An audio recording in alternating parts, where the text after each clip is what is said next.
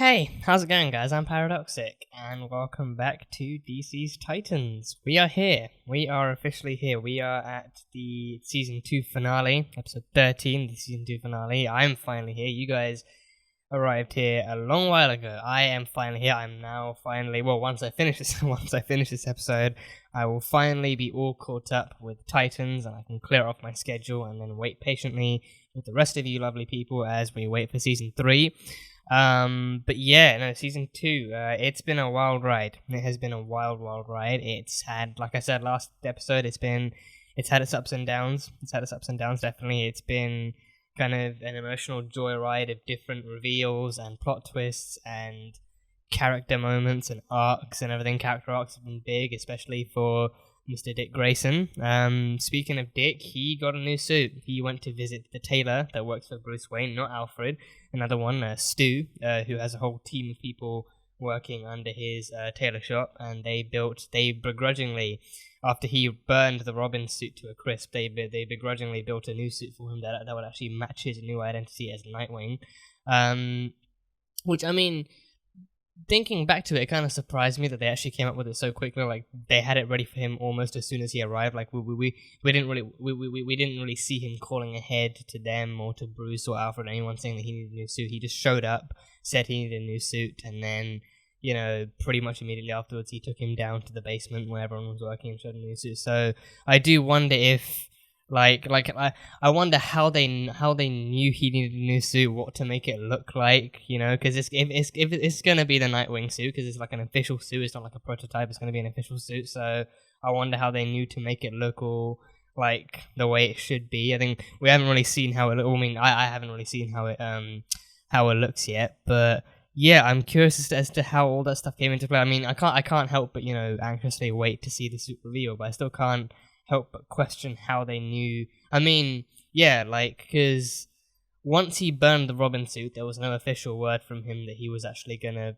you know, forge a new identity. It was just him leading the Titans, training them and teaching them to be Titans, but no official word on who he was gonna be or what name he was gonna pick up or what color coordination his suit needed. So I don't know. I guess I don't. Maybe it's just not. Maybe it's just, you know, something that they came up with. Maybe he texted ahead. Maybe he texted ahead saying, you know, make it black and blue and make the blue part really, really bright, and, you know, do it in the shape of a bird and give me some extra sticks because I'm going to use those now, and just like a face mask like that on the eyes and stuff. But I don't know. But either way, he's got a new suit, so we'll see him fighting Deathstroke in that, and he has a new mission too. Adeline gave him like a new mission, said, you know, whatever happens, bring her son back to her. So how they're going to get Jericho back, if they're going to get Jericho back, I don't know, because Jericho has no body. His original body, we don't know what's happened to it. It's dead. It was stabbed through the heart by Slade. So if they can resurrect that, then great. If not, then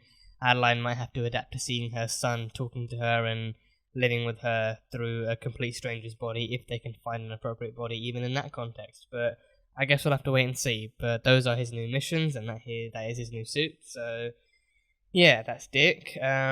We had Rose's backstory. Rose's backstory was finally revealed. So Slade cheated on Adeline with another woman whilst he was on a mission, and then from that adultery, Rose was born. But she was born with bioenhancements, just like Jericho was. She was born with the healing factor and stuff, so she could heal from basically any injury. Yeah, I mean, I think it's a healing factor to an extent. We haven't really seen anyone try and kill her yet, so, I mean, what Rachel did to her in the present day most likely would have killed any normal human being if it definitely broke her back and everything, because that one, it seemed like she was snapping basically most of her bones back into place, so yeah, I guess it's a healing factor to that extent too. But we saw like how she was kind of somewhat indoctrinated into the team, into her and Deathstroke's team by Deathstroke, and how he told her about the Titans, and how he gave her the mission of infiltrating the Titans and giving them someone to take in and protect and stuff like that. So, you know, that, and then she was telling that whole backstory to Jason too. So Jason was understandably mortified and left feeling betrayed at the end of it all. So he felt betrayed by her and felt neglected by the Titans. So then he just decided to cop out. He just left. He just, you know, ended things with Rose and said that he just said fuck the Titans basically, and left them too. So I do hope we see him in this finale at least, like a final thing from him in this before we see him going into season 3, knowing who he's going to be, so that we get like a clearer idea of exactly what sends him down that path. But I guess we'll just have to wait and see. But we had that sort of stuff. We had Hank was struggling with drugs again, and he was using fighting in the ring to burn off that excess energy. But he fought, and in the middle of being high, he sold his suit to a teenager, who then went and held up and robbed a laundromat with his suit, and kind of somewhat tainted the name of Hawk with it. But then he got the suit back, and he kind of, gave the kid a speech that gave himself an epiphany, and then he was lying in bed next to a nightstand of drugs, and it was a whole thing there too. So Hank is struggling, but I think in this finale, I think suiting up as Hawk and fighting with the Titans once more in this finale will actually definitely set him on the path that he needs to be on, and show him exactly who he needs to be with or without Dawn. But I mean, we've yet to see where Hank and Dawn go from here too, especially if they're going to be fighting together. But yeah, that stuff was cool. We had Deathstroke is unleashed again. Deathstroke now knows that the Titans are getting back together, so he made Dick a deal. Saying that, get the Titans back together even for a weekend, and I'll kill every last one of them. So now he knows. I mean, he doesn't know that Dick is he doesn't know that Dick's out out of the team or away from the team. He just knows that the Titans are getting back together, so that's enough for him to want to suit up again and actually try and take them all down. So yeah, so he's got that mission. Rose isn't going with him. Rose already called ahead and said that she wasn't going to join him in any way, so we'll have to wait and see exactly what she does. But she had a suit. Way back when he was training her, he trained her into combat. When he was training her, he gave her a suit. He gave her a suit with her own mask and 2 dual swords and everything similar to his. So I do wonder if we might see her suiting up as that person, whatever her alias was. Like I wonder if we'll see her suiting up with the Titans in that suit. I think that would be a great reversal of her actually officially cutting ties with Deathstroke, actually using the suit he gave her to help the Titans defeat him. I think that would be a great way to go forward with it, but we'll see. I guess we'll see. But yeah, that was that. We also had Gar. Gar attracted the attention of Dawn and Donna, who were originally going to go save him anyway after the mess left behind at Titan's Tower. So they found Walter and managed to get some info out of him, but not a whole lot. But they found out that Cadmus has weaponized Gar and turned him into their own little kind of attack tiger and stuff. So that's an issue. God knows what they've done with Connor and Crypto. We haven't really seen them at all since then. We've only seen the brain surgery and the kind of triggered attacks they've used on Gar. They set him on the cafe, on the coffee shop, and then he killed a bunch of people, and then now they're going to let him loose on a circus. So a lot of stuff's going down. So yeah, but this is the finale, so hopefully things should be nice and wrapped up in this episode. I'm interested to see where it all leads and how it all ends, and what kind of hints and teasers they leave for season 3 in this episode. So yeah, it's been fun. It's been a really, really fun ride. I've really been enjoying this show as a whole. Season 1 and Season 2, I've really enjoyed them both. I'm glad I got into this show, into this side of the DC universe and stuff. So it's been fun. It's been a fun ride. So hopefully we can all enjoy this one together. This will be the highlight reel. This will be the highlight reel for YouTube alone. So if you guys want to catch the full-length, unedited reaction, all you need is your own copy of the episode from the streaming service, and you can sync it up, and it'll be good to go. That one will be over on Patreon, so you can go check that out over there. And yeah, that is pretty much it. So Titans, Season 2, Episode 13. Let's go. Oh, he's going to jump in front of it. He's going to run in front of it, yeah. Yeah. Connor? Oh, he's going to kill Walter. He's going to kill Walter. He's going to kill Walter. Oh, see? Why have guns when you can just have a Superboy? Why have guns when you can just have a Superboy? Just literally throw the bullet through their heads. Scrawled it on the wall of his cell, like caveman style.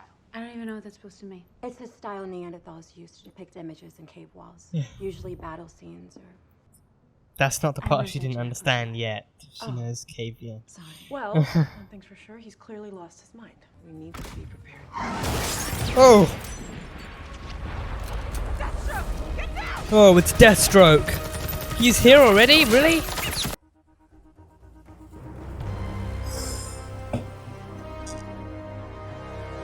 Nightwing! You should have stayed home. Who's hit? Corey. You take care of her. I'll take care of him.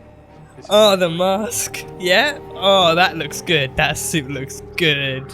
Blue and black. Yeah. Same old Dick Grayson. Now. Oh. Oh, yes, acrobatic, acrobatic. Jericho? Yeah.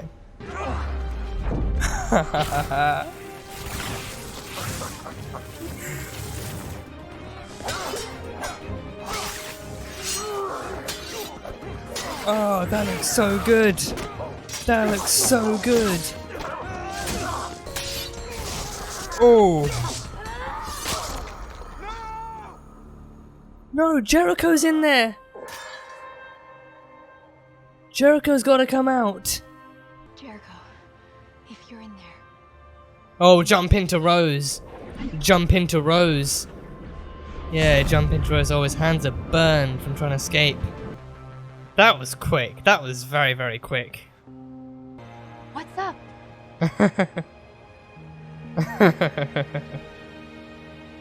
I like the new digs. I get it. You can't stay in Rose's body, right? But we need you, Gar. Come on, Gar. Come on. Easy, Tiger. Easy, Tiger. Okay, Gar. Easy, Tiger. That was not cool. Sun's getting real low. I mean, he's green. It might work. Why are you looking at me like that? Why me? I don't know. He's Kryptonian. You're Themyscirian. Maybe he'll relate. Corey's from another planet. Themyscira's still on Earth. Yeah, Corey should go talk to him. And she speaks Kryptonian. She creeps the dead language. Don't make me regret saving your life. Okay. Fuck, I regret it. Yeah, you regret it. Having to do this makes you regret it. Oh, Hank is back. Oh, Hawk is back. Yeah. Oh, what's happening? I can't. The feed's cutting out. Who's hacking Blocking in? the feed. Who's hacking the feed? Difficulties, Miss Graves. Bruce. Bruce. Bruce, you legend. You ledge. It appears bidding is closed for the day. Yeah, no more money for Cadmus.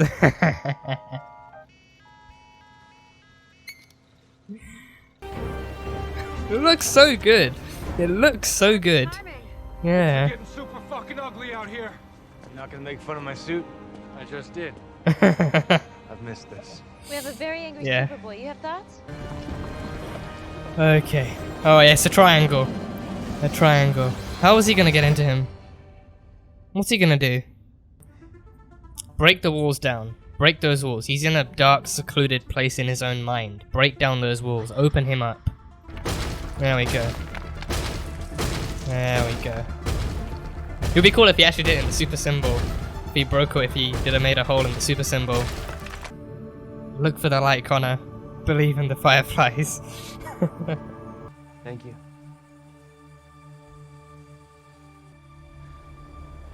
That was very brief. I would have liked a longer conversation than that. You might want to stand back. Oh, is he gonna fly? Is he gonna fly? Yeah, he's gonna fly, isn't he? Is he gonna learn how to fly from this? He finally flies, it's not just super jumps. He finally flies. This is for Lex Luthor. Oh, oof, damn. Damn it. Yeah, get him some clothes. Get Gar some clothes. What is it? What? Whoa. Whoa. Donna? What are you doing? Oh. Oh. Oh, God. How much can she take?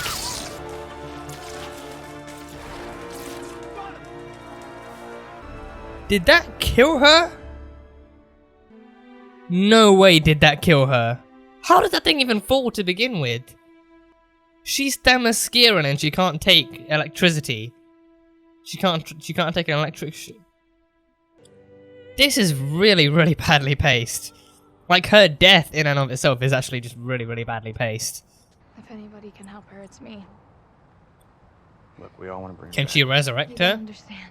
Can she resurrect people? My powers are changing. I'll miss you. So Rachel's going to Themyscira. Okay. Jason.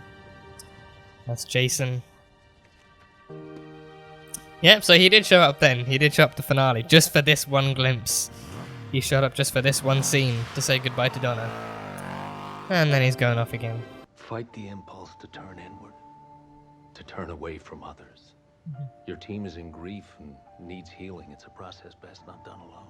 Talk to each other. Listen to each other. Thanks for the suit, by the way. Yeah. At least you patched it up with Stewart. Cranky bastard made me work for it. It's a far cry from Robin. That it is. So who is the new Robin then? Dick's Nightwing. Jason's gonna be Red Hood next season. Maybe Tim Drake.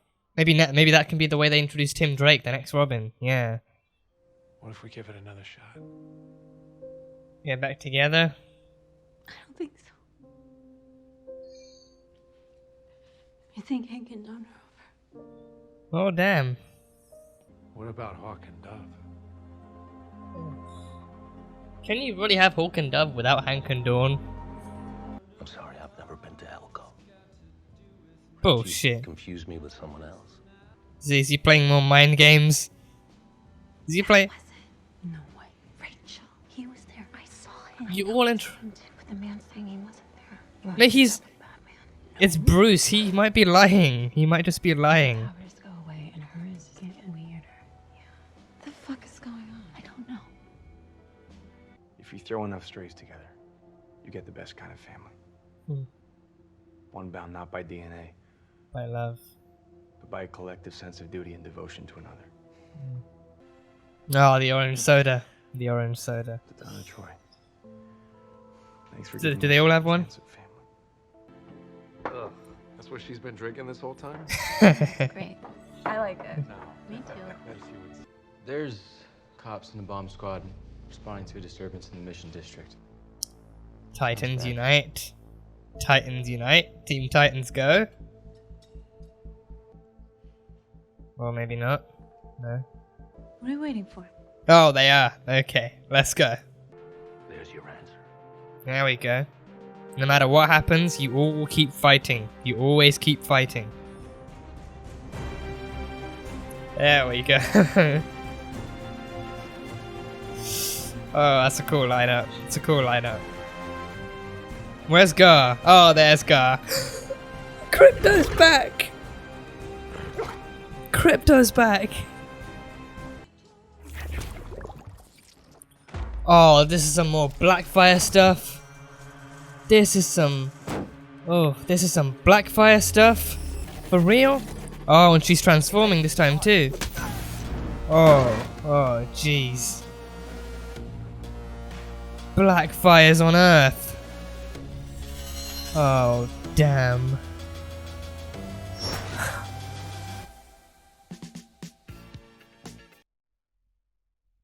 Okay, that is okay.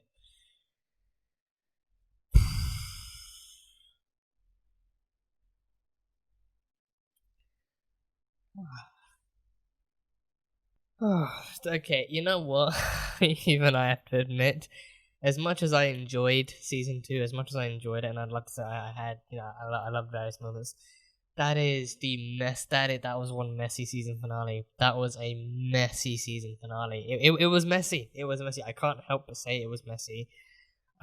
So weirdly paced at times, and just the way things happened, and how quickly they happened, and how one thing led to another. It was just so. Yeah, I don't know. That, oh, jeez. I don't know. It was so messy. It was super duper messy. Some stuff didn't even make sense. Oh, but wow. Okay, so where to start then? Okay, so we started. Okay, Dick returned. Dick got his new Nightwing suit. Okay, the Nightwing suit looks amazing. The Nightwing suit looks chef's kiss. Just, it looks amazing. It looks amazing. It has a really nice kind of, it looks a lot more, like, more paddier than the Robin suit does. The Robin suit looked a little bit kind of leaner, a little bit slimmer. Nightwing suit looks like it's got like a decent amount of padding to it, and it's got a nice design to it in terms of like the emblem, how it's spread over the suit and stuff like that. So the Nightwing suit actually looks great. It actually looks pretty great. He's got the same kind of mask design too, where it only goes over the eyes and stuff. But yeah, and he's got the Eskrima sticks. He took the Eskrima sticks out, and they've got like an electric charge to them. Nightwing's choreography too looks so much better. Like Nightwing's choreography looks so much like he does flips and cartwheels and rolls and mid-air stuff. Like, you know, he is fully able to utilize his acrobatic ability that I don't know or think that he was able to do as Robin. Like with Robin, I felt like he might have been a bit more limited.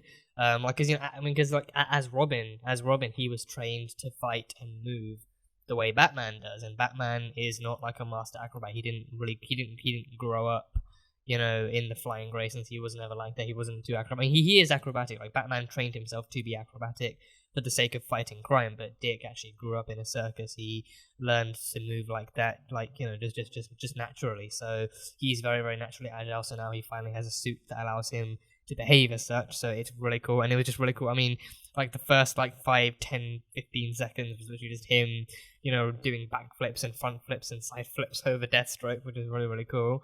But the way he came in, the way he entered the scene was really cool. Just, you know, jumping on the car and standing up in the full in the full Nightwing costume. So seeing Dick Grayson finally in it, and the actor himself, Brenton Thwaites, he is pretty, you know, sturdily built, so he actually fits the costume really well too. So that was fun to see. And yeah, the choreography of the combat was really cool. You know, he fights. I think, you know, we were teased earlier in the season when Rose cut the bamboo staff in half, and then he actually had to fight dual-sided with that too. So we had some training with that, but with this one, he actually has, you know, he can actually utilize both of his hands in different positions and in different speeds and stuff like that. Whereas with the bow staff, it's like he only has one thing. He has to learn how to do that stuff. So yeah, so he actually fits more naturally into, like, he actually feels like Nightwing. He actually feels like Nightwing, which is a really good thing.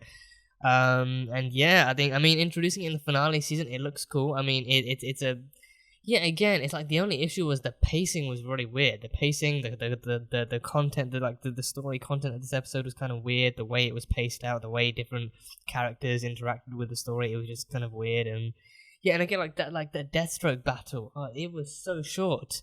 I expected that to be so much longer. I expected that to take up at least half the episode, given how hyped up he was. Like him, even with Rose coming in as herself, I don't know who she is, but even as Rose coming in, so she did dress up in her suit given to her by Deathstroke, which then kind of for a few seconds led him to believe that she was actually siding with him, but no, she actually turned the tables on him and sided with Deathstroke, sided with the Titans even, and said declared the Titans as her true family. So her and Dick both tag team Deathstroke, which was cool. I mean, the tag teaming was cool. It was well choreographed, and it showed both of their fighting abilities and also Deathstroke's ability to handle more than one opponent at the same time. But it was just too quick. It was too quickly done. It just didn't feel like it was actually Deathstroke fighting them. Like it didn't even feel like he was struggling with actually having to keep Jericho in, because that didn't really come up until he died.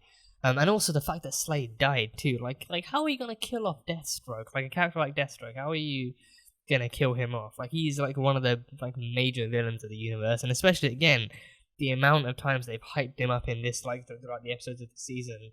And not only do they kill him off, but they do it in like a 10-15 minute scene. That is it basically. So yeah, I feel like that whole sequence should have taken up at least like a good, you know, like at least up to half of the episode, like a good 20-25 minute scene perhaps. I mean, that wouldn't even feel dragged out to me. Like, I think half of it would be Deathstroke, and then the rest of it would be Cadmus, and, you know, stopping Superboy and Gar from doing their thing. So yeah, I mean, because then it just feels like they rushed through the Deathstroke battle to get through to Jericho moving into Rose, and then after that they all reunited again, and then went to the circus where Gar and Superboy were battling it out, and then they went to sort out the Superboy stuff. Like the Superboy stuff, I was okay with. They actually fleshed that out a little bit. They actually showed Dick getting through to him and stuff, and then actually rescuing him from his own mind, and then also Rachel doing the same thing, getting through to Gar. So that stuff was okay to me. It was okay to me. That was actually, you know, it made sense. It flowed fairly well. But the Deathstroke stuff, it just felt weird.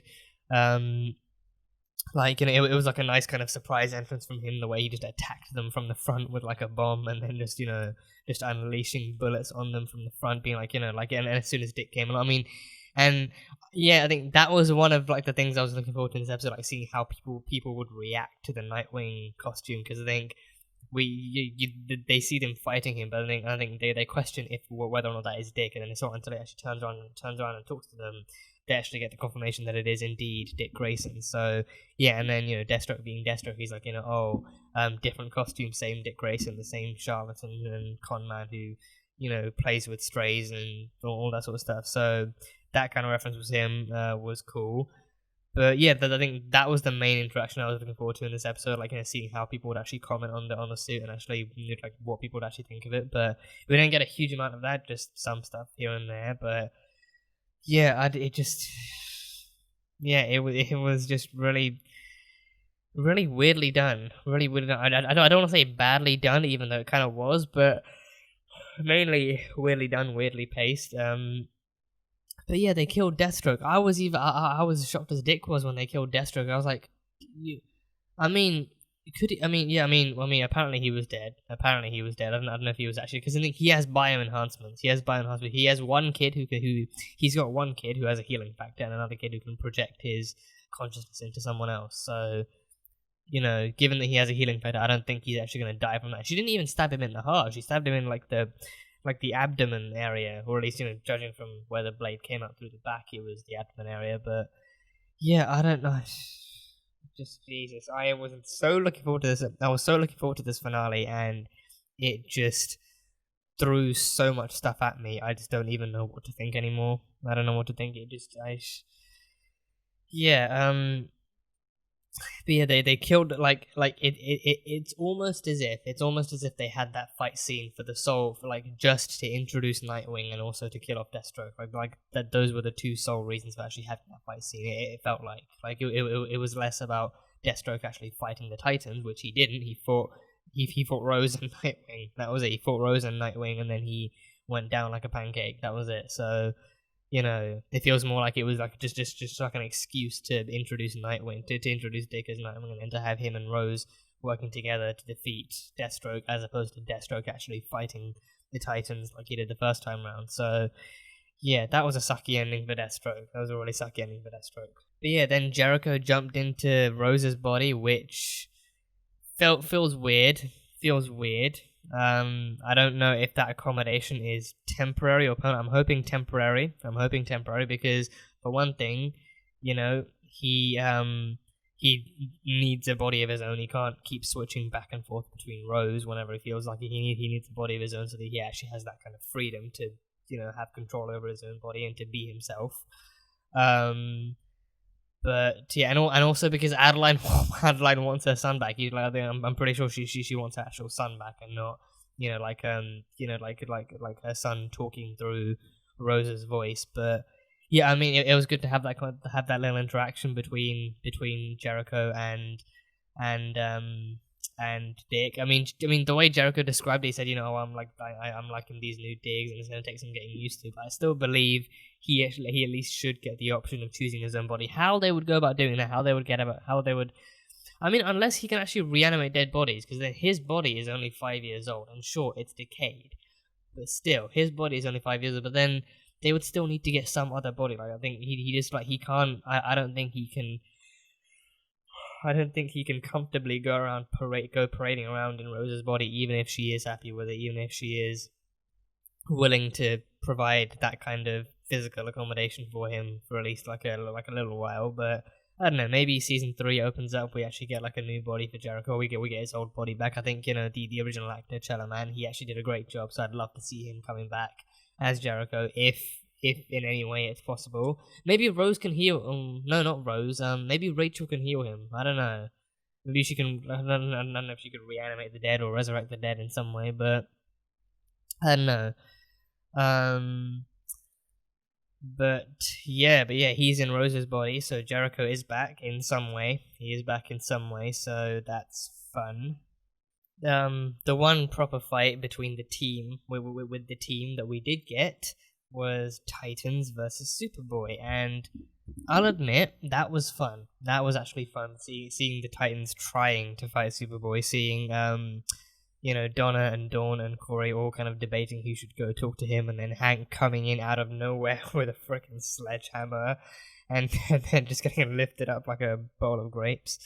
But Superboy, they did Superboy's logo dirty. Cadmus did him dirty in this episode, actually taking the logo for the House of L crest and then just shoving like the word Cadmus in there and turning him into their own little brainwashed assassin. But yeah, no, it was fun. I think Corey should have gone in from the get go. She could speak like I don't know why the person who actually speaks Kryptonian was used as the last resort. They sent Donna in just because, and then she failed, and then that ensued an actual fist fight, and then stuff like that. But then Corey came in finally, and even though it didn't work, but still, Corey is the one who can actually speak his mother tongue in a sense. So sending her in, trying to get through to him with some Kryptonian diplomacy could have actually worked. I don't know why she was the last resort, but for some reason she was, and then it didn't work, and then Dick came in, he threw in like a little grenade thing, and then he jumped in, and he was there, and then Rachel tried to get through to Gar. So I think it's a nice reflection, like in season 1, Gar does turn into a snake temporarily, and then turns back into human form and manages to get through to Rachel by showing her all of their memories together from season 1. So it's a nice parallel from then to now, like in this finale now. She's showing him those same memories and then some to remind him of who he is, and yeah, like it's not just their it's not just their happy moments together. It's him with Hank and Dick and Dawn and Donna and Superboy and everyone else, like him, like reminding him that he is a Titan, he is a member of their family and all that stuff, so all that sort of stuff. So it was a nice parallel from Gar getting through to Rachel the first time to now Rachel trying to break through his mental conditioning. So that was fun. I think it's season 3. I think it's about high time that Dick asks Bruce to make Gar a suit so that he doesn't have to literally strip naked every time he transforms, and B, he doesn't have to actually transfer and doesn't have to actually show up naked every time he transforms back into his human clothes. So, like he is basically the Hulk. He rips open his clothes and he hulks out into a tiger, and he's green and everything. So I think it's about high time, Dick, maybe in the season 3 opener, Dick consults Bruce and says, hey, I have a friend that turns into a tiger, but problem is he needs to do it when he's naked, otherwise he rips through all his clothes. So can you, get Stuart to whip up a suit for him too? Maybe one that actually, expands and elasticates with him and then comes back to normal too. He wears it under all of his normal clothes, so that way, even if he rips through his regular clothes, he's not butt naked when he actually transforms back, so yeah, I feel like he could have. I think he does have a suit. I remember I was on Twitter the other day, and it was like in a GIF. It wasn't actually in the context of Titan. I mean, it wasn't even in the context of Titans, but someone used a GIF to show off Beast Boy in. I think it was one of the animated things. It's like wherever Beast Boy is animated. I think it might have been Teen Titans. It was like he's in that, and he actually has a suit. He actually has a suit. He transforms into a tiger, and he's a tiger, but then he transforms back, and he actually has a suit over his normal human body. So get him one of those in season 3, so that he can actually transform and revert back to his original form in peace. But yeah, Titans versus Superboy was cool. Superboy, I mean, he didn't really do much damage. He didn't really use his powers as much as I thought he would. He mainly stuck with just kind of superhuman levels of endurance and taking punches, and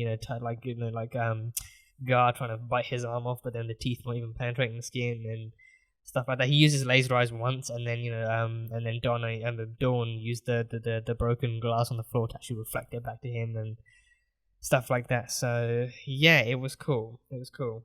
So yeah, so along with Rachel getting through to Gar, we also had Rachel helping Dick get through to Connor, which was interesting. And I think it actually worked, but the way they did it worked, because Dick kind of I think with this one, I think what happened was with Rose, Dick actually asked Bruce for advice. He didn't really know how to get through to Rose, so he actually asked Bruce for advice on what to do, and especially because it was a similar-ish situation. He felt like he could actually ask Bruce how he treated him, and then do that same thing to Rose. But then that didn't actually work, and it wasn't just because Rose wasn't actually in any trouble and she was just working for Slade the entire time, but it was because he was actually trying to think too much from someone else's perspective. So this time, getting through to Connor, he does it as himself, as Dick Grayson. I think it's actually like the line that he used I actually liked and it actually worked well was, tell me how I can help you. So he's not asking someone else for advice on how to help them. He's asking the person directly, okay, you tell me what I can do and I can help you. And then Connor actually tells him, it's Mercy's voice. He keeps on hearing it. It's so loud. He can't do anything to fight back against it. So Dick then, he analyzes the area he's in Connor's mind. He, sees that, it's like a dark, secluded room, walled up and everything. So, just break down those barriers, break down that wall, let some light through, let Connor feel the light, like that kind of stuff. That kind of reclamation of Connor's own mind is a scene that I really, really liked. And even when they were in the field, like he's likely on the Kent farm. He's likely on the Kent farm.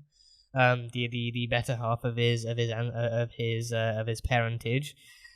So that was cool. Then Dick actually introducing himself as Dick Grayson and saying that he's a member of the Titans, he's a part of their family, so they'll always go back for him, they'll always help him in any way they can. Like it's like using this episode. I think that's one of the few things this episode actually did right, like actually establishing the Titans as an actual family this time round with members old and new, and actually saying, no matter what happens, no matter who comes at us, we'll always stick together, we'll always fight together, we'll always be together, because family is one of the few things we have, the few good things we have in this world, and we can't afford to let it go. And especially his speech at the end towards Donna was based like around that concept. So him actually getting through to Connor on the basis and on the concept of family was what Connor needed. Connor needed to know he wasn't alone, and the people he was being told to fight were actually on his side, so he needed to fight back and be shown that light. And he actually flew up from the field. I thought because like we haven't seen him fly yet. We haven't actually seen him fly. We've only seen him scaling buildings with super jumps and stuff to save Jason. So to see him actually flying away from that field, even if it was only in his mind, was really, really cool. So yeah. And I think towards the end, he actually still took Bruce's. He still listened to Bruce's advice about keeping the Titans together and actually keeping family together and all that sort of stuff. But in the end, I think this Dick, he has changed. He's a changed man. He's decided who he wants to be. But now he also knows the best way to keep the Titans together is just to keep them together, remind them that they are a family, to keep them together as a family, be there for each other, have each other's backs and stuff. So yeah, I think going forward, it's going to be interesting to see how they actually execute that concept. But yeah, I think it's a good sign when Dick is actively giving out his own advice after listening to the person, rather than looking to the person who raised him, whilst simultaneously claiming that person, Bruce Wayne, did like a bad job or didn't really do the best job that he could, or didn't really do the right job for a kid like Dick. So yeah, it's good that he's actually he's able to create his own advice and able to kind of follow his own path and stuff like that. So I like that much. I like that much about this episode. And yeah, the big bad whopper of this episode, the weirdest whopper of this episode, which was Donna. Donna Troy died. I don't get how. I don't know how she died. I don't know how she died, how it killed her, how, like, what. She died, but then her death, her actual, like her death to her leaving, like, to her body being charted off on a plane to Themyscira, like, that whole, like from one scene to that, it was paced so weirdly and so quickly. It just happened one fade after another. It's like they used, like, an actual fading transition to try and make it seem like it was happening at a comfortable pace, when really it's happening so quickly. Like, one shot she's dying, the next shot Dick is cradling her body, the next shot Hank is carrying her down into Titan's Tower, the next shot Dawn's putting her thing on the pedestal, the next shot they're all at the frickin' airport. 5 shots, 5 different subsequent shots that show exactly how she's going through, and they save all the emotional speeches and the moments for when they're all back at Titan's Tower and stuff like. But but her actual death was so weird, like the aftermath especially was just so weirdly paced for like someone like Donna Troy dying. But how did Donna die anyway? Like, okay, that giant thing, that giant structure that was filled with electricity, somehow it fell down. There was no sign of the structure being damaged. There was no sign of anyone tampering with it. There was no sign of the base, on the ground, being weakened.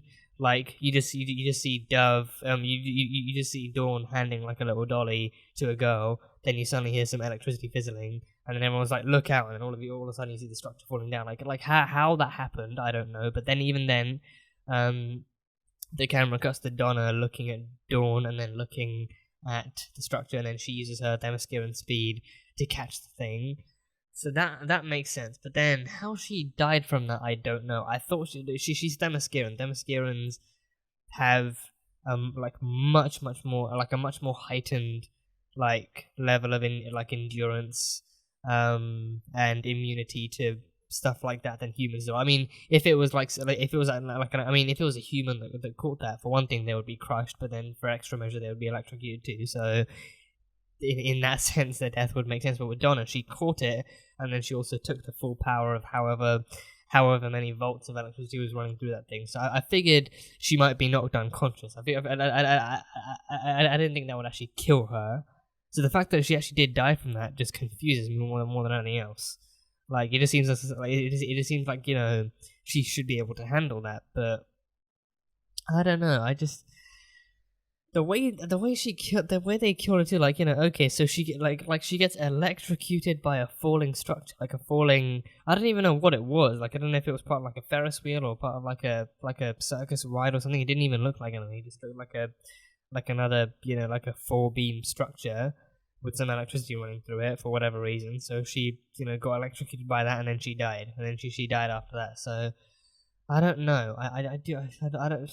Of all the ways you could have killed Wonder Girl off, of all the ways, I mean, I don't know why you would have to kill Wonder Girl off. I don't know why, but of all the ways you decide to kill Wonder Girl off, it's not just saving Dawn's life, not because I think I might be the only one here, but I believe Wonder Girl could have survived that and also saved Dawn's life at the same time. I don't think catching that structure should have electrocuted or should have killed her in any way, but she did. But yeah, I don't know. I feel like of all the ways you could have killed off Donna Troy, I feel like you could have done a better job than that. Even once all the danger is over, once the fight is over, Corey knocked out Mercy. Cadmus is for now down and out. So Deathstroke is dead. Cadmus is down and out. You have nothing left to worry about, and then a falling structure is what takes out Donna Troy.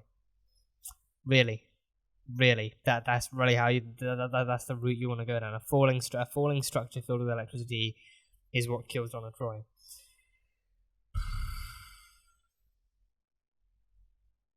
Unbelievable. But either way, Donna died.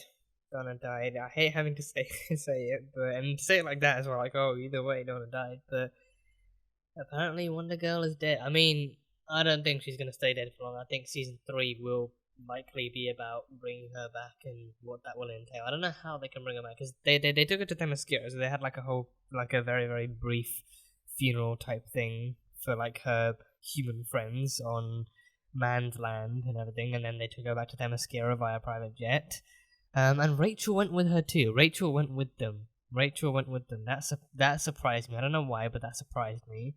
Because I don't know what she can do. I think. Well, she said her powers are changing, so maybe she can do something.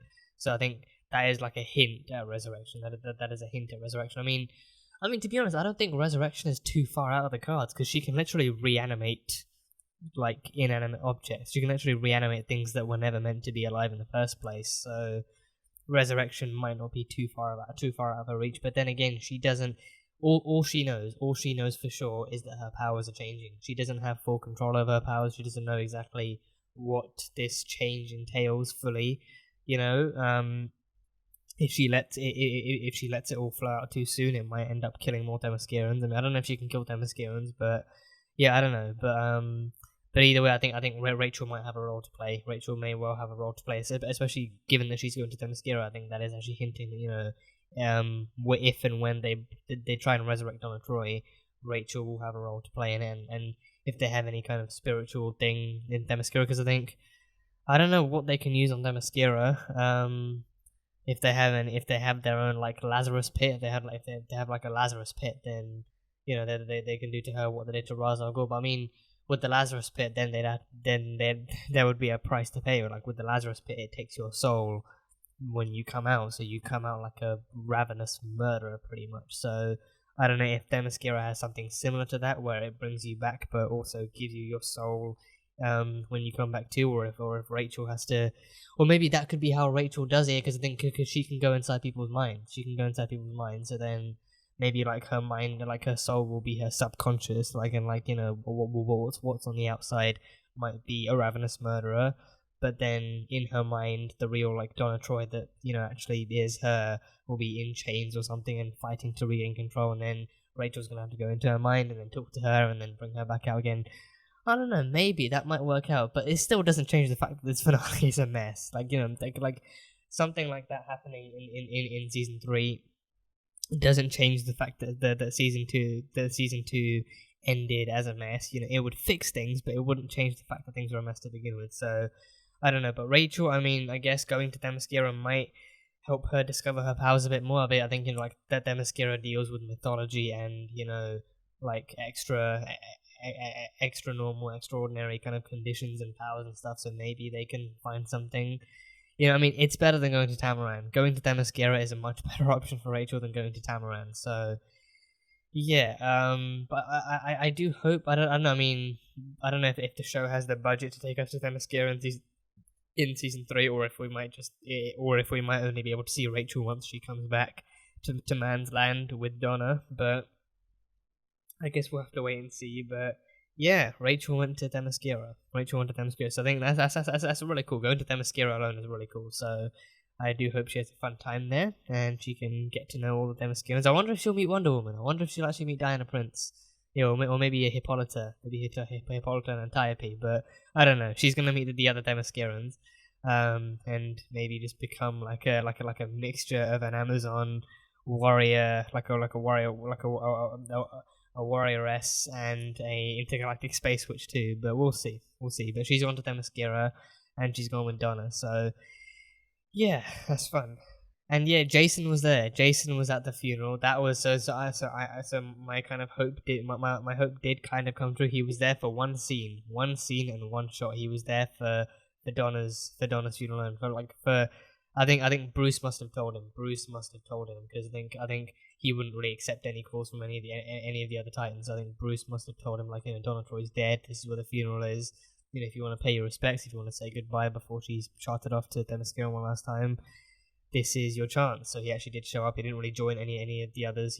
Rose saw him, Dick saw him, and he kept his distance and stuff. So he was there to say goodbye to Donna in spirit, and then he literally rode off again. So I think for Jason, for right now, that makes sense. For Jason, that makes sense. So yeah, so I mean, it still doesn't. I think it kind of does explain him going down the Red Hood path. Like, he's there. He wasn't there to rejoin the Titans. That much was made clear. He wasn't there to rejoin the Titans in any shape or form. He was literally just there to say goodbye to say goodbye to Donna Troy, to say goodbye to Donna. So, that was it. To say goodbye to like an old team member before he actually separated himself from the team for good.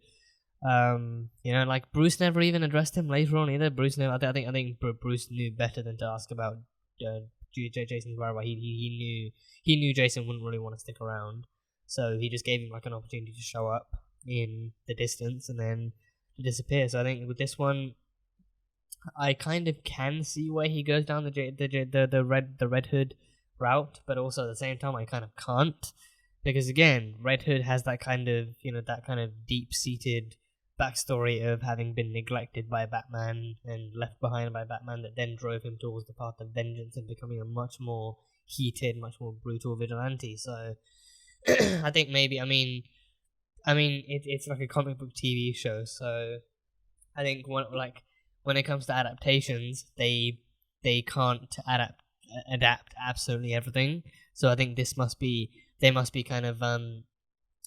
going down the path of showing that Bruce, Jason has been neglected by almost everyone in his life he's ever looked towards for guidance, like his parents, his uncle, Bruce, Dick, like everyone he's ever looked up to for guidance, everyone who's ever met, everyone who's ever met, everyone in his life who's ever had the duty and the job of actually being some kind of guardian towards him has failed in that duty. Like, his parents were drug addicts and like neglectful. His uncle was neglectful and an alcoholic. Bruce kind of, just handed him over to Dick, and then Dick just failed to bring him in on the important stuff and just kind of left him behind to do his own thing in a much less kind of expansive way. And then to top it all off, like the Rose, the one person he thought he could actually connect to, the one person he thought he could talk to, ended up having betrayed him the whole time. So he's kind of left feeling like nothing he's ever experienced with her is real, but also like he no longer has a place in the Titans, like he no longer belongs there, or like no one really wants him there. And it doesn't help like that one episode where everyone blamed him for doing something that he never even did to begin with. So he doesn't really feel like he belongs in the Titans. He doesn't really feel like anyone really wants him there. So in that sense, I can kind of guess where they're going with the Red Hood thing. I mean, with this, this version of Red Hood, like I think I've seen the suit that they've actually crafted for him actually looks good. It looks like a Red Hood. Like, he has the helmet, he has the jacket, the pistols, and everything. So it actually looks pretty accurate to what Red Hood's supposed to be. But I think maybe this version of Red Hood, I mean, it's the Titans universe, so stuff can be and will be very, very dark. So it, like, character-wise, they could still go down that route, but yeah, I think it might not be the exact same backstory, but the character will still be driven the same way. Like, the character will still be motivated and, written pretty much the same way. It'll still be Red Hood. It'll still be Jason believing that he can be his own vigilante, and he's like a harsher form of vengeance and a harsher form of justice and stuff. So yeah, so I think that might be the way they go down. So either way, Red Hood is a character I've enjoyed for a long time, having first properly met him in Arkham Knight. Jason, that one, they went down the comic route of him kind of, and I think in that one he wasn't actually he wasn't Red Hood to begin with. He was actually Arkham Knight to begin with, working with Scarecrow, but then afterwards he actually changed his helmet, went red, and actually became the Red Hood. So yeah, so I'm intrigued. I'm intrigued to see how they actually pull off Red Hood in this one. But yeah, I mean, I despite how weirdly executed this finale was, I don't hate this show. I think this season alone has been a very, very rocky road. It's had its ups and downs, and this finale definitely takes the cake on being like an up and down kind of episode, like a little pinwheel of ups and downs. But at the same time, it's like it had its moments. It could have done a lot better. It could have undoubtedly done a lot better. But it definitely opens up stuff for season 3. They kind of establish some stuff here and there which serves some good for the show itself and for the themes and for the characters going forward. So yeah, I mean, characters like Gar, I really want to see more screen time for Beast Boy. I really, really badly want to see. Like, he didn't really get much screen time at all this season. He got very little screen time. What screen time he did get was either training or was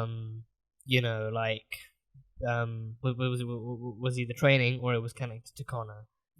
Once Connor came along, Gar was immediately pinned onto him like a little thumbtack, and he was the one he needed to keep Connor safe and keep Connor out of trouble, which he failed to do. But I mean, Gar as a character, he seems like he seems like he is a fanboy. He was, pretty much written from the beginning back in season 1 to be a fanboy. He knows all these heroes. He knows who all these people are.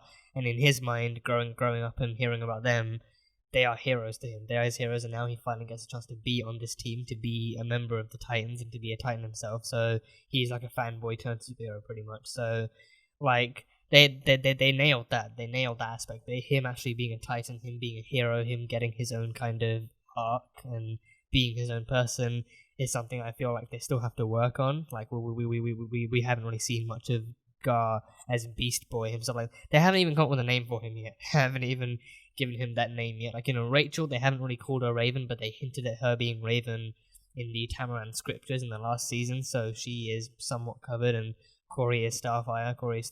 Dick is now Nightwing, which they haven't officially called him yet, but we know he's Nightwing. Hank and Donna, Hawk and Dove. Donna Troy was Wonder Girl.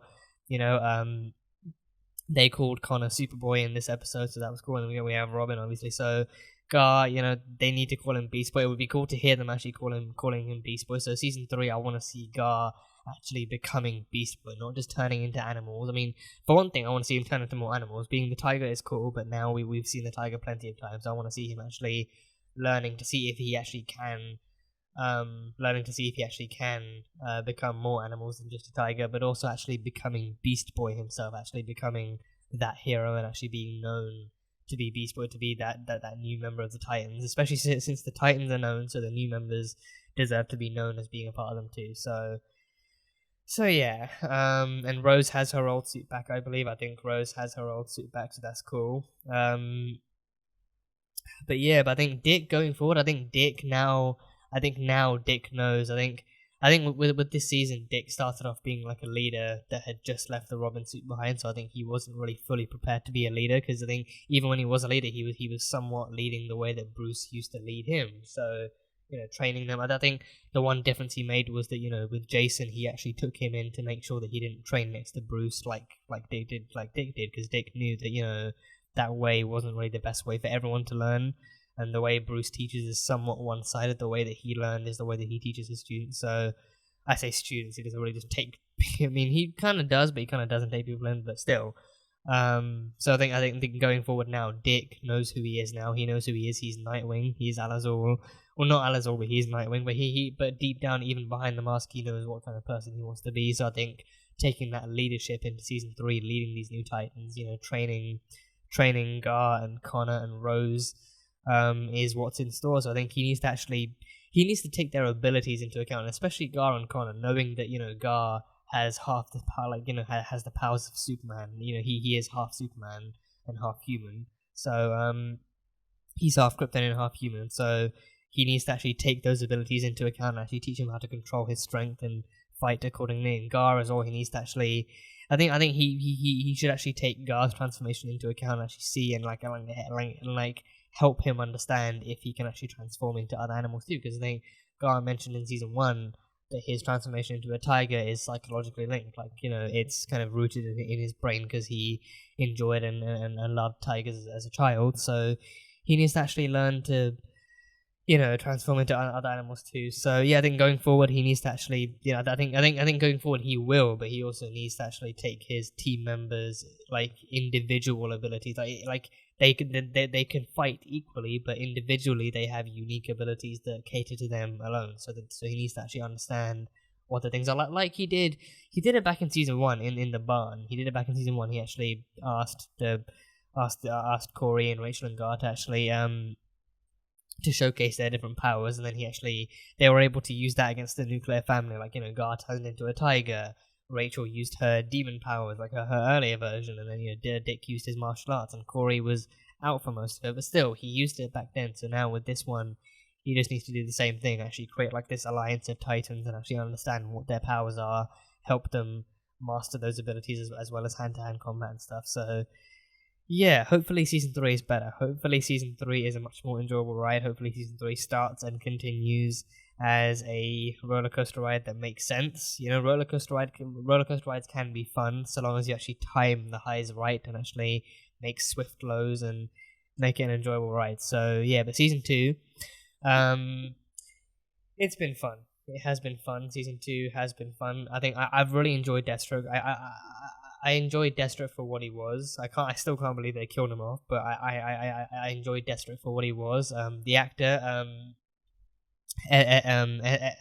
Ezra Morales, the actor, he did a great job. I think it was also fun. I think it was also more fun seeing a different actor taking up that role besides from Manu Bennett from Arrow. Like Manu Bennett, he was a very, very different Deathstroke. He was a somewhat of a different backstory, and he had different motives, and in the end he became somewhat like an anti-hero too. So with this one, Deathstroke is solely a villain. He's a contract killer. He's in this one he actually I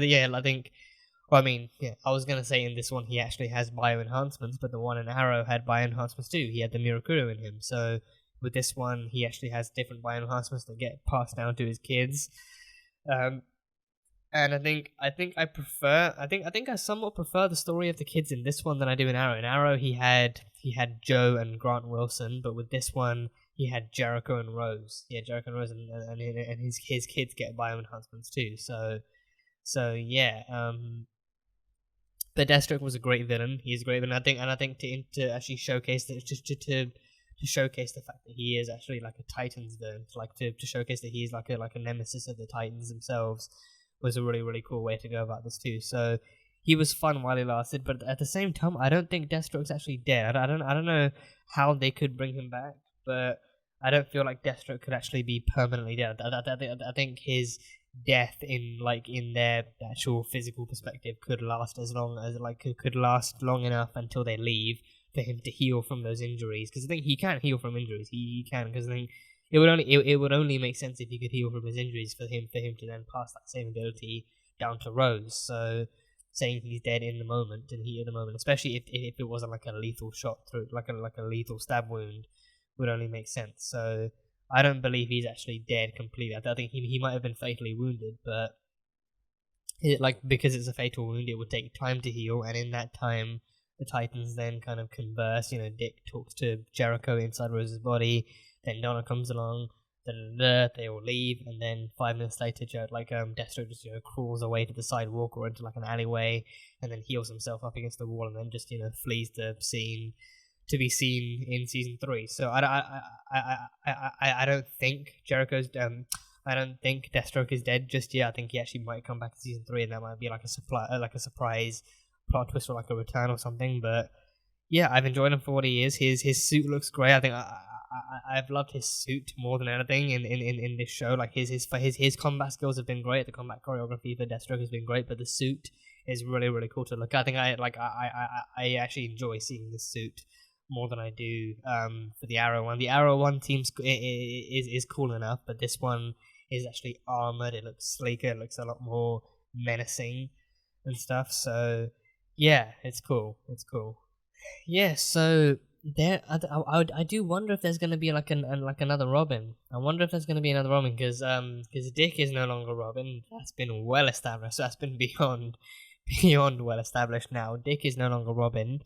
Jason is going to become Red Hood in season 3, so that does leave the question of who's going to be Robin. So I wonder if they might use that to introduce Tim Drake, because I wonder that. But then again, I don't know if this Bruce Wayne we have is still dressing up as Batman and going out to fight crime. I don't know, because Ian Glenn wasn't casted for Batman; he was casted for Bruce Wayne, but we didn't really see we didn't see or hear about Bruce actually still dressing up as Batman and going out and fighting crime. So we don't know for sure that he still needs a Robin if he's not being Batman anymore. So yeah, I don't know. But then if he would, unless he would train a Robin to be Robin, unless he would train someone to be Robin in his absence as Batman, if Batman takes a break and then Robin jumps into Gotham City and does the crime fighting still, I don't know. But yeah, I think season 3, Dick being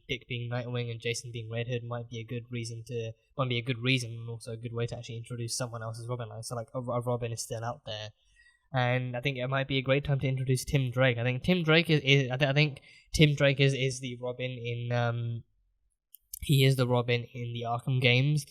Especially in Arkham Knight and Arkham City, he's the one with the. He also has a bow staff, but his one turns into a shield. I don't know if that's. I think that has to be in the comics too, because then they would need something to take the shield thing from. He has a bow staff that then turns into a shield to protect him from gunfire and stuff. So yeah, I don't know. But Tim Drake, I think he's the buzz cut one, the nearly bald one. So I don't know much about him.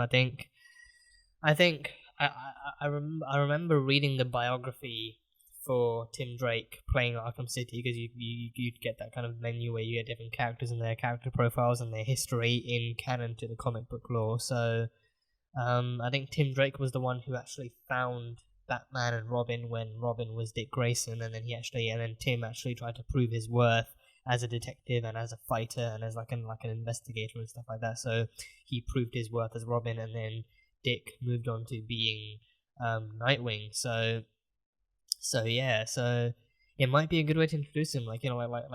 Bruce feels even especially when he's not being Batman, Gotham still needs a Robin. So then he actually takes like a new kid in, and Tim Drake comes along and he actually becomes Robin. So we'll just have to wait and see. We'll have to wait and see. But I think I would definitely kind of be interested in seeing something like that being pulled off, like a Robin still being out there in the presence of still like a Red Hood and a Nightwing.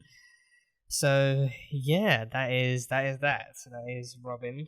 And then Corey confronted Bruce about having actually joined and like united all the other Titans in Elko's diner. And then Bruce just said that he doesn't know what she's referring to, and that he's never been to Elko. Now I think he was lying. It's Bruce. Bruce is known to lie occasionally. Being Bruce Wayne and also being Batman on the side, he's known to lie. He is known to lie. So I feel like he was actually just playing it off as like a little lie thing. I mean, I feel like if that were the case, then he would have actually winked at her or done like some kind of coy smile. But then that scene then extended into Corey turning to Dawn and being like, wait, if he wasn't there, then who was? Like, someone was there. And then Corey's like, you don't think Rachel manifested him and used him to actually bring us back together, did you? Like, I don't think that happened. I don't think she'd go that far, because I think she had the vision. She had the actual vision to actually go to Elko's diner herself, and then we saw that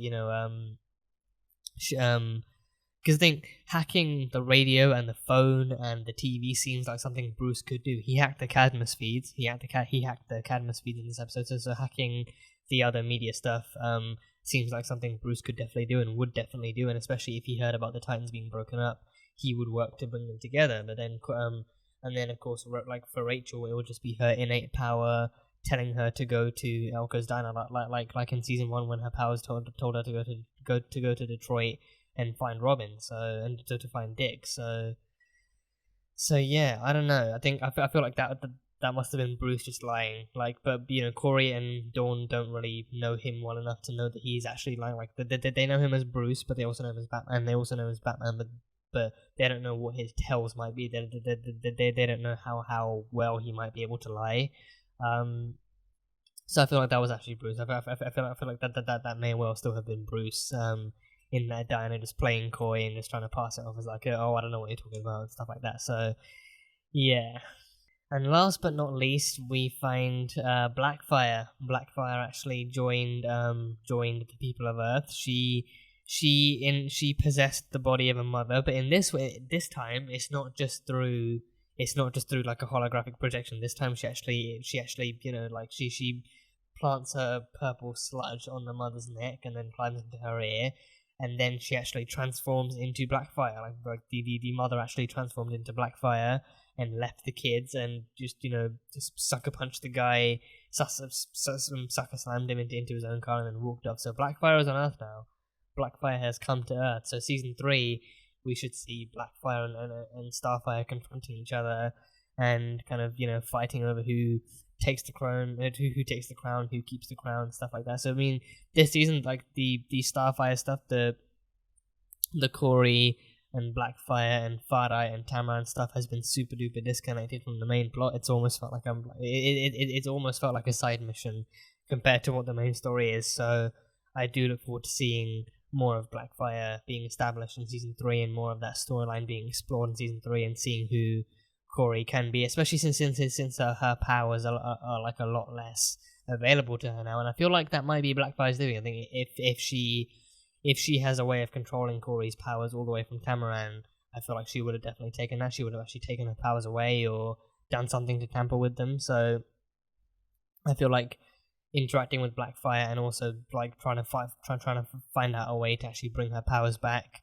in season 3 could be what Corey's arc might be compared to what her arc was this season, actually finding out that she's next in line for the throne and having to go back and then not going back and then losing Far-Eye and finding out that she's lost her court and her parents to Blackfire and now having to actually face Blackfire on Earth. I think it can make for an interesting story. It can make for a very interesting story. So I look forward to seeing how all of that stuff goes down. But Corey this season has been really, really fun to watch. Anna Jope, as always, just does a great job with Starfire, does a great job, so I can't wait to see more of what she's like in season 3. I think I loved her hair. I think her hair was complimented quite a bit this season, but I loved her hair, how she went from like the curly, flamey red to a much, much darker kind of less like a more moderately cold red in this season. So I can't wait to see what she comes up with in season 3. But yeah, all the ladies' hair in this season was great. All the women's hair in this season was great. You know, Rachel had the shorter curls that turned, you know, like a brighter purple. Dawn had the Khaleesi hair a bit more with the side parting. Donna had her own curls. All the hair was great. All the hair was great. So, so yeah, I can't wait to see what it's like in season 3. But that is it. That is it. So that was Titan season 2. That was season 2 of Titans. A fun ride and a ride I personally enjoyed, so I can't wait to see. I look forward to seeing what they have in store for season 3. So yeah, that was Titan season 2. So thank you guys so much for watching this video. If you guys enjoyed it, then salt and burn that like button. Comment on what you thought of the episode and what you think is coming up next time on in Titan season 3. What your theories are, what you think might be coming up, and who you expect to see. I do have a show. I do have a show ready to replace Titans on my schedule, so when that comes out, you guys can see that, and hopefully we can enjoy that one too. But yeah, once again, the full-length reaction will be over on Patreon, so you can go check that over there. And yeah, that is it. So, I will see you guys next time.